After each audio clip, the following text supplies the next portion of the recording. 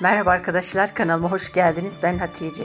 Bugün sizlerle dar gelen eteğimizi 8 santim nasıl genişletiriz? 8 santim 2 beden demek oluyor. Öncelikle fermuarımızı sökelim dikkatli bir şekilde. Fermuarımız bozulmuş, aynı zamanda yenileyelim. Eteğimiz 4 parça önde, 4 parça arkada, 8 parçalı. Her bir parçasından overlock'un tam dibinden dikerek 8 santim elde etmemiz gerekiyor. Yarımşar santimden 0,5 santim dikerek 8 santimi elde edeceğiz.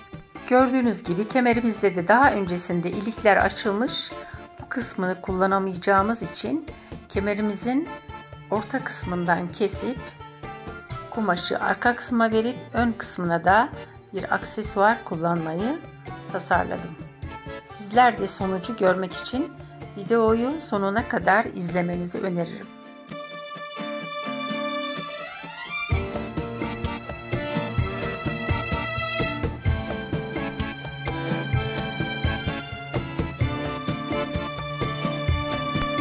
Şimdi kemerimizin ilikli kısmını kestim. Kemer kısmını tam ortadan keserek birbirine ekledim. Eteğimizi belinden basene doğru, daha sonra eteğe doğru açarak genişletiyorum. Her bir açtığım yerde 1,5 santim, 1,2 santim genişleme oldu. Kemerimi uç ucuna ekliyorum. Biraz da bel kısmını içe alarak belde kavisli, bele oturan bir şekil oluşması için bel kısmında biraz daha fazla diktim. Aksesuarımı da bu şekilde dikerek hafif kavisli bir şekil alması için ütüde esneteceğim. Kemerimin üzerinden 6-7 milim kadar, dilerseniz 1 santim kadar da dikebilirsiniz. Kemerinizin alt parçası kurtarıyorsa kemerimi bu şekilde dikerek devam ediyorum.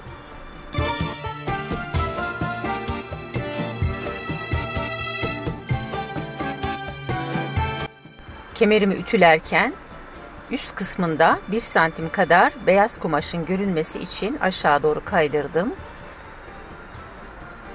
Aksesuarın orta kısmında kalmasını sağlayacağım. Kemerimizi 3-3,5 santim kadar genişletebilmek için yukarı kısımda 1 santim beyaz kumaştan kaydırdım gördüğünüz gibi. Şimdi regolesini yapalım.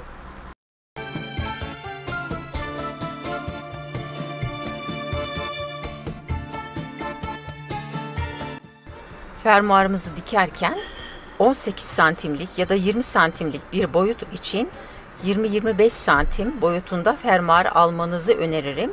Çünkü gizli fermuarlarda boyu ne kadar uzun olursa çalışmanız o kadar rahat olur. Basende başlamasını gereken yere çıtımı attım. Aynı yere fermuarıma da çıtımı atıyorum. Dikişin başlaması gereken yere çıtımı attım. Fermuarımı öncesinde kenarından diktim. Şimdi dişlerinin bulunduğu yeri dikmek için fermuarımı aşağıya kadar açtım. Düz ayağımı değiştirip fermuar ayağımı takıyorum.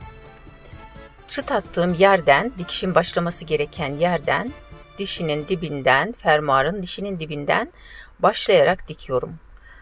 Bendeki fermuar ayağı oluklu olmadığı için fermuarın dişini biraz daha sola doğru açıyorum. Daha iyi netice alabilmek için. Bu şekilde diktiğim zaman daha temiz, fermuarın dişleri görünmemiş oluyor. Gördüğünüz gibi çok temiz bir şekilde çıktı. Fermuarımı kapattım. Öbür tarafı dikmek için belden başlıyorum. Belden bitirdik. Yine belden başlamamız gerekiyor. Belden başlarken yine fermuarımı öncesinde yan taraftan, fermuarın dişinin olduğu yerden değil, yan taraftan dikiyorum. Bu tarafına da çıtını attım. Çıtı attığım yerde dikişi bırakacağım. Evet, dikişimi bitirdim. Şimdi dişinin olduğu yeri, neden öncesinde bu şekilde dikiyorum? Daha temiz, daha rahat dişlerini açarken sol tarafa kaydırmamak için. Şimdi diş kısmını dikiyorum. fermuarın diş kısmını dikiyorum. Tam dibinden dikiyorum ki dişler bittiği zaman dışarıdan çirkin bir görüntü olmasın. Sadece kumaşın görünmesi gerekiyor. Çıt olan yerde bitirdim. Şimdi fermuarımı, dilini, kursürünü elimle tutarak yukarı doğru çektim. Gördüğünüz gibi fermuarın dişleri hiç gözükmüyor. Çok temiz bir şekilde çıkıyor. Kemerimizin ölçüsü ne ise o ölçüye kemerimize öncesinde işaretimizi atalım. İçten başlıyorum. Neden içten başladım? Daha temiz kemer dikişi yapabilmek için içten dışa doğru çalışıyorum. Kumaşın iç kısmına kemerimin düz kısmını yerleştirerek 0,5 santimden 6 santim 6 milimden dikiyorum.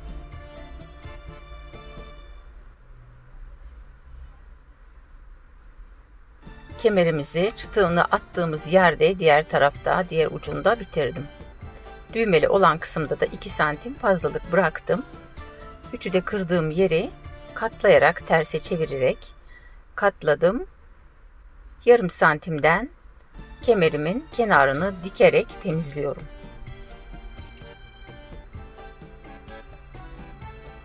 Köşe kısımlarını kesin. Uç kısımlarını bir makas yardımıyla, kalem, bız yardımıyla, iğne yardımıyla çıkartarak temizleyin köşe kısımlarını. Dikişin tam üstünden 1 milim üzerine gelecek şekilde kemerimizin üst parçasını yerleştirerek 1 milimden dikelim. Diğer tarafı da diktim. Köşelerini temizliyorum. Bu kısımda düğme dikilecek yerde kemerimi 2 santim daha uzatarak diktim. Üst üste kemerimin kapanabilmesi için. Dikişlerin tam üzerine 1 milim kaydırarak dikin. İpimi de değiştirdim bu arada. Kemerimin rengine göre ipimi değiştirdim. 1 milimden kemerimi kapatıyorum.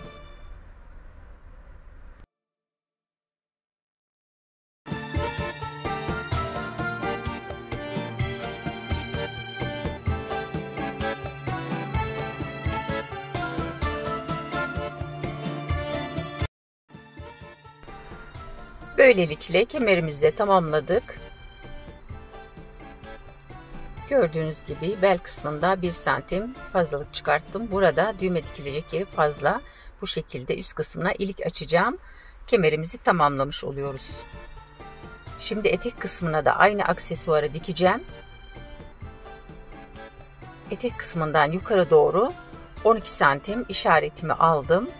Ve bu ölçüde aksesuarımı dikiyorum.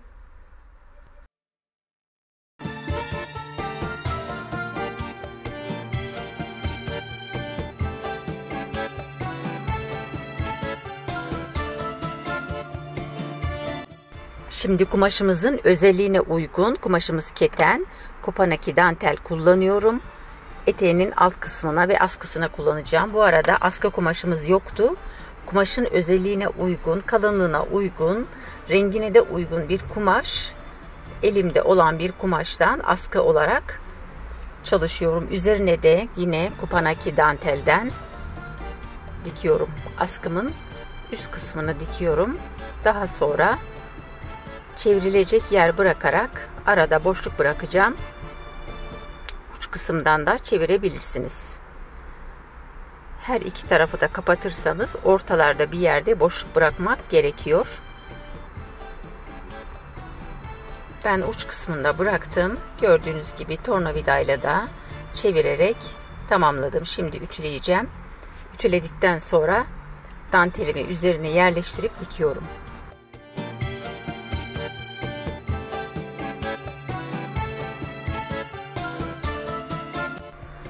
Şimdi etek kısmına dikeceğim. Aksesuarımın, dantelimin uç kısımlarını birleştiriyorum.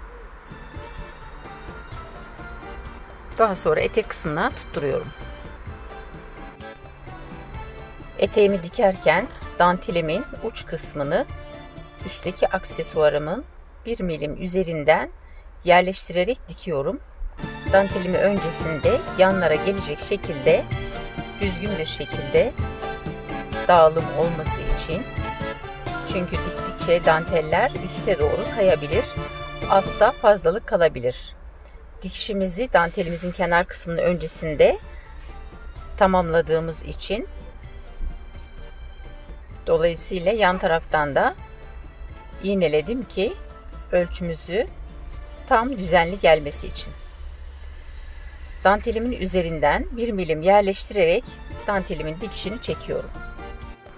Eteğimizin alt kısmı volanlı olduğu için 8 parçalı, bu nedenle dantelimizi de dikerken o kavisi oluşturması için diktiğim bölüme topla iğne ile hafif molalar vererek üst kısımda yedirme yapıyorum. Dümdüz dikerseniz Kopanaki dantelinizin alt kısmı, dantelin uç kısmındaki dantellerde gerilme olur. Bunu önlemek için şu anda diktiğim yeri iğne ile hafif molalarla, topla iğne ile yedirerek dikiyorum. Bunlara dikkat etmemiz gerekiyor arkadaşlar. Aynı düzlükte dikerseniz eteğinizin alt kısmı volanlı, dantel düz olduğu için dantelde gerginlik olur. Buraları dikerken azami dikkat göstermemiz gerekiyor arkadaşlar. Düz danteli her zaman kavisli bölgeye dikerken bu şekilde yedirme yapmamız gerekiyor. Öncesinde aksesuara dikmemiş olsaydım bu yedirme işlemini iğne ile değil de eteği kendime doğru çekiştirerek diktiğim zaman yine aynı sonucu elde edebilirdim. Ancak dantelimizin üst kısmındaki aksesuar sert olduğu için esneklik sağlamaz. Alttan ne kadar çektirsem de, bu yüzden iğne ile yedirme yaptım. Şimdi askımızı da dikerken askımızın ön kısmında, yaka kısmına doğru bakacak tarafta 1,5 santim boşluk bırakarak dantelimi dikiyorum. Kemerle uyumlu bir dikiş görüntüsü olması için.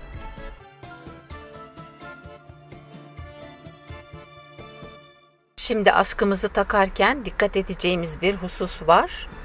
Karşıya yerleştirdiğimiz askı çapraz gelecek şekilde sağdaki askıya, soldaki askıda soldaki omuza gelecek şekilde çapraz verev yerleştirerek dikmemiz gerekiyor. Ortada 15 santim toplamda, ön ortada 15 santim boşluk bırakarak askılarımı yerleştirdim. Yerleştirdikten sonra eteğimin dikişini, bel kısmını dikişin tamamı olarak kemerin uç kısmına doğru devam ettiriyorum.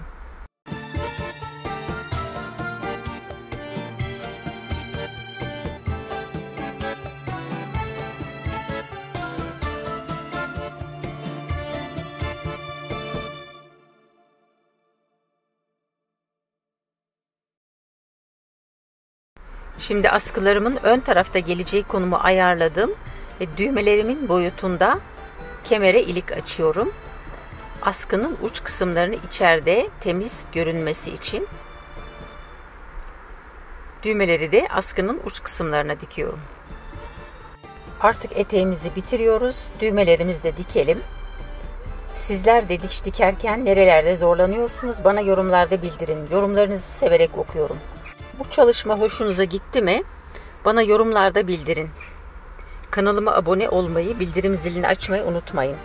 Kanalıma yeni geldiyseniz hoş geldiniz. Diğer projelerde görüşmek üzere. Hoşça kalın, sevgiyle kalın.